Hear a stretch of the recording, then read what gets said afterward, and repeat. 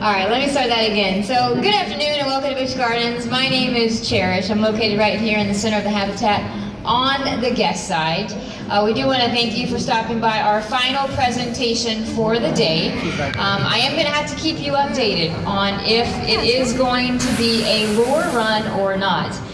We are trainers, of course, working with cheetahs on a daily basis. We are not the best at technical equipment.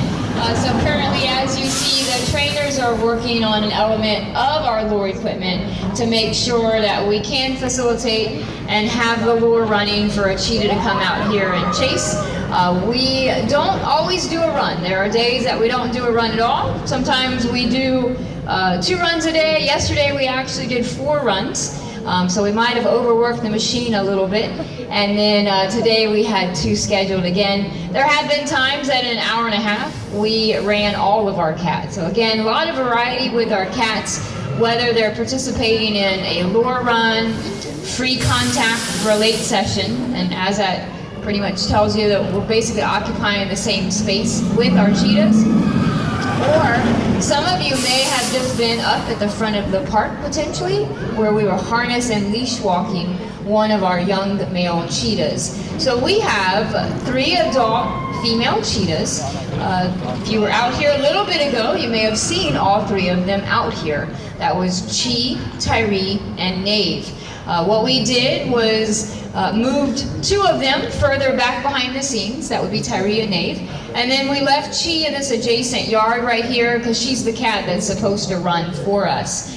Then we have 3 males. We have 2 young males, Tende and Tavo. Tende is the one that was walking up at the front of the park at about 1:30. They are 2 years old, just turned 2 on November 22nd. And then we have Kasi, who will be 6 in February.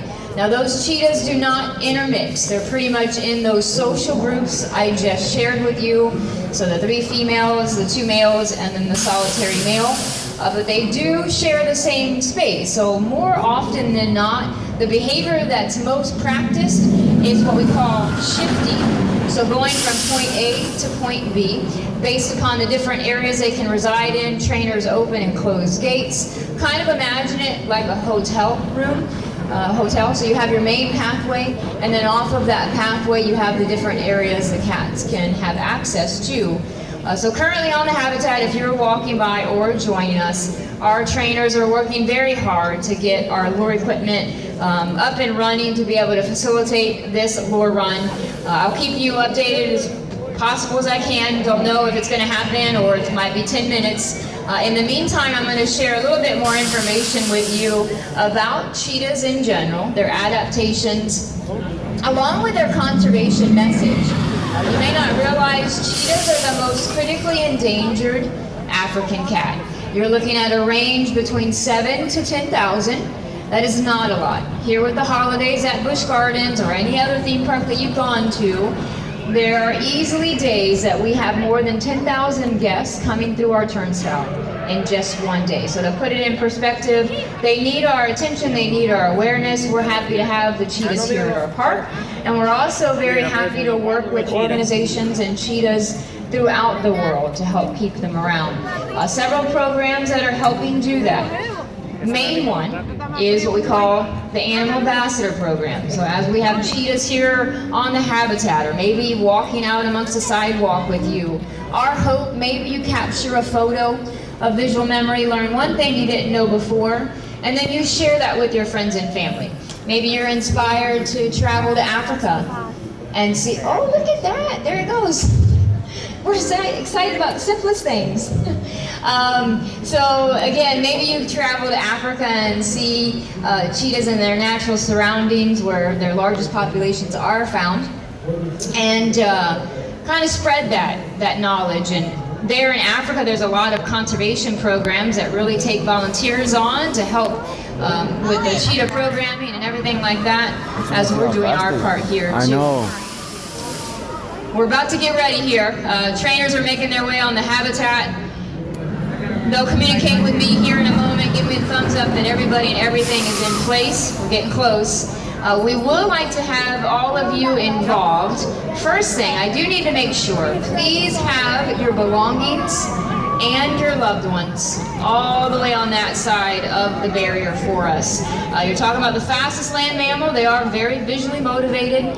We want them focused on the lure versus all of you out here. But we're going to have you help us with a countdown. We're going to count down from 5 and have Chi out here running for you on 1. So if you're ready, here we go loudly. 5, 4, 3, 2, 1. There he goes. Oh.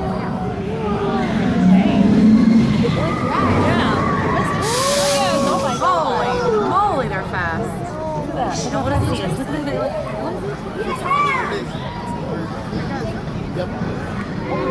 Oh, he almost is. Very nice. Give her a round of applause.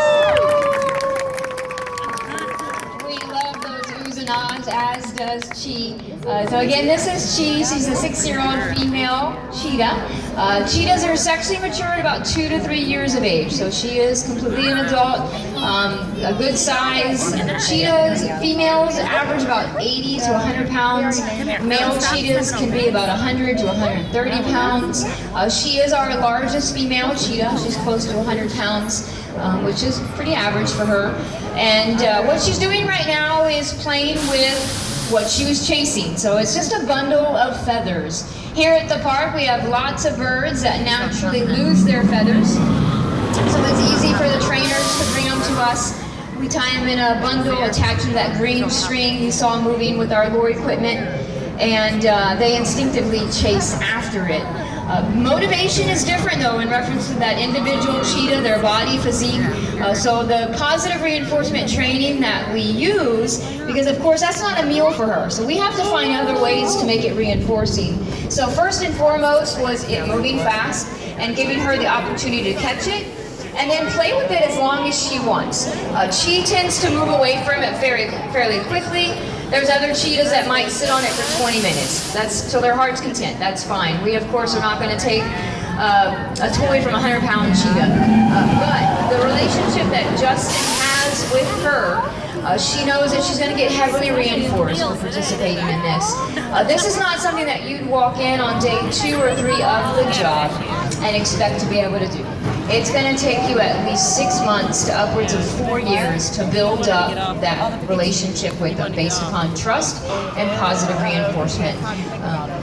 It's a wild cat, so of course they have all their teeth, they have all their claws, they have those natural instincts. If you think about cat communication, if they're not comfortable with something, they're going to let you know.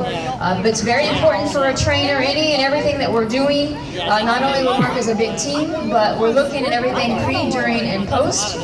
Communicating, looking at setting up the animal for success. So what you're going to see reinforcement-wise that Justin's working with Chi on right now is the raw meat. He's got it attached to him right there on his hip. We can feed it to it in a variety of ways. He can throw it down the rocks. Right now he's placing it on the tree so you can kind of see how tall she is.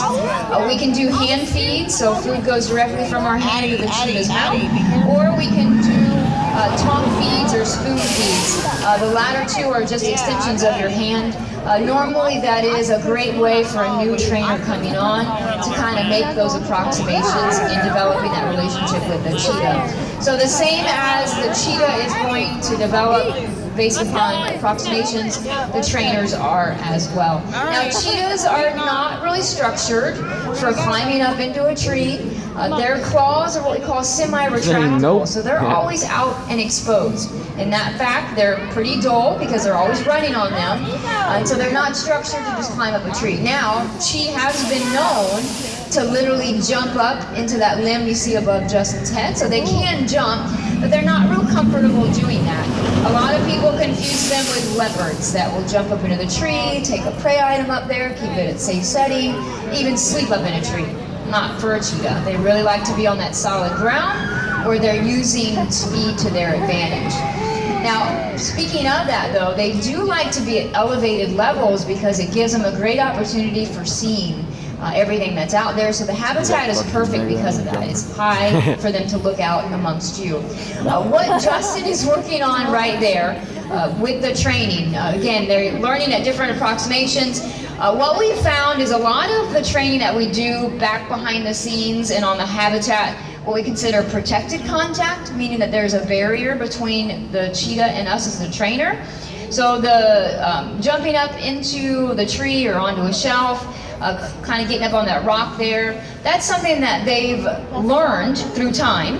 Again, working in that protected contact. What we're finding is that we're starting to do that in what we consider a free contact setting, meaning Justin's right there with that cheetah.